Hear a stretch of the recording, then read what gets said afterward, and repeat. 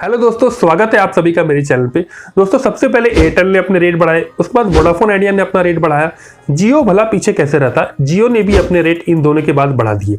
ये तो दोस्तों होना ही था, क्योंकि कभी 1 दर्जन से ज्यादा कंपनियां होती थी तो मार्केट में कंपटीशन रहता था, जिससे ये कंपनियां अपना मनमाना रेट बढ़ाने से पहले सोचती थी। अब जब कंपनियां ही नहीं बची है तो इनके लिए टैरिफ बढ़ाना आसान हो गया है। अब तो ऐसा हो गया कि कंपनियां सिम सिर्फ एक्टिव रखने के लिए महीने भर का 100 रुपए लगभग चार्ज कर रही है। लेकिन कोई एक कंपनी है जिनके टैरिफ अभी तक नहीं बढ़े हैं और जिनके बढ़ने की संभावना भी इतनी जल्दी नहीं है, तो वो है BSNL। इसलिए ज्यादा से ज्यादा लोग BSNL में पोर्ट करवा रहे हैं, क्योंकि BSNL के प्लान्स इन सभी ऑपरेटर से बहुत ही कम है। तो आज हम जानेंगे कि BSNL के प्लान्स इन सभी से कितने कम है, और यदि कम है तो इनमें कितने दिनों की वैलिडिटी मिलती है और इनमें डाटा वगैरह कितना मिलता है। साथ ही जानेंगे कि यदि आप इन प्राइवेट ऑपरेटर से स्विच करके BSNL में आते हैं तो आपको कितने रुपए की लगभग सेविंग हो सकती है। इन सारे सवालों के जवाब आज हम जानेंगे, लेकिन उससे पहले यदि आप चैनल में पहली बार आए हैं तो मेरे चैनल को जरूर सब्सक्राइब कर लें, और यदि आपको ये वीडियो अच्छा लगता है तो इसको जरूर लाइक और शेयर भी करते रहें। तो सबसे पहले 1 महीने यानी 28 दिन वाले प्लान जिसमें 1 GB पर डे मिलता है, यदि उसमें सबसे पहले एयरटेल को देखें तो वो 265 रुपये में प्रोवाइड कर रहा है। उसी तरह जियो 209 रुपये ले रहा है 1 महीने 1 GB के लिए, और VI 269 रुपीज़ में सर्विस प्रोवाइड कर रहा है। BSNL में 1 महीने 1 GB पर डे के लिए 153 रुपये ही लगेगा, यानी लगभग 100 रुपये का आपको बचत होगा। उसी तरह अगर 28 दिन 2 GB पर डे वाले प्लान को देखें तो एयरटेल उसके लिए 359 रुपये ले रहा है, वहीं जियो इसके लिए 299 रुपये ले रहा है।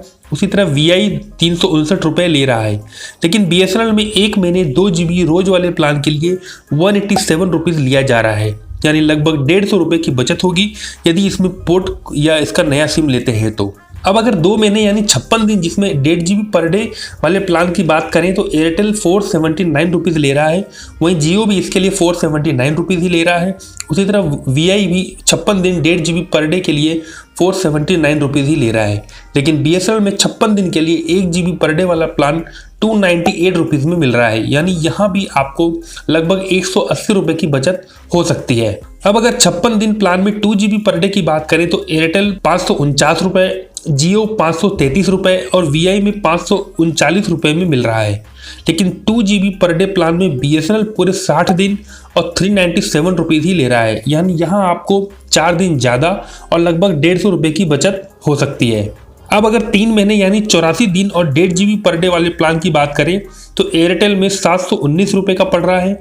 उसी तरह जियो में 667 रुपये और VI में 84 दिन 1.5 GB पर डे के लिए 719 रुपये ही लग रहा है। लेकिन BSNL में यही सेम फैसिलिटी 90 दिनों के लिए आपको 485 रुपये ही देना पड़ेगा, यानी यहाँ लगभग 6 दिन का बचत होगा और 230 रुपये भी सेविंग होगा। उसी तरह 84 दिन वाले प्लान में 2 GB पर डे वाले प्लान की बात करें तो एयरटेल में ये 839 रुपये में पड़ेगा, जियो में 719 रुपये में, VI में 839 रुपये में पड़ेगा।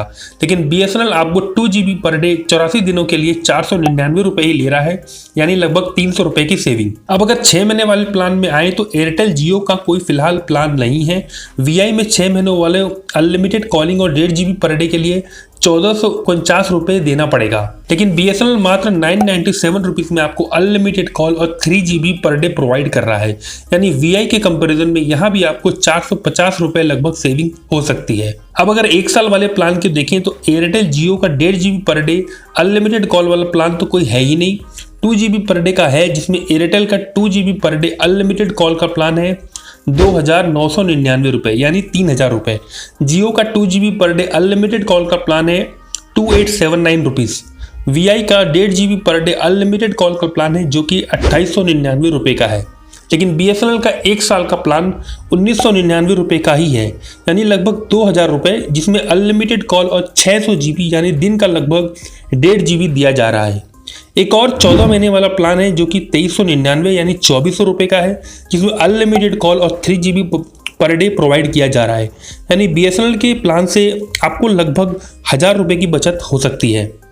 तो दोस्तों, देखा आपने BSNL के प्लान्स इन प्राइवेट ऑपरेटर्स की तुलना में कितने ही सस्ते और कितने ही अच्छे हैं।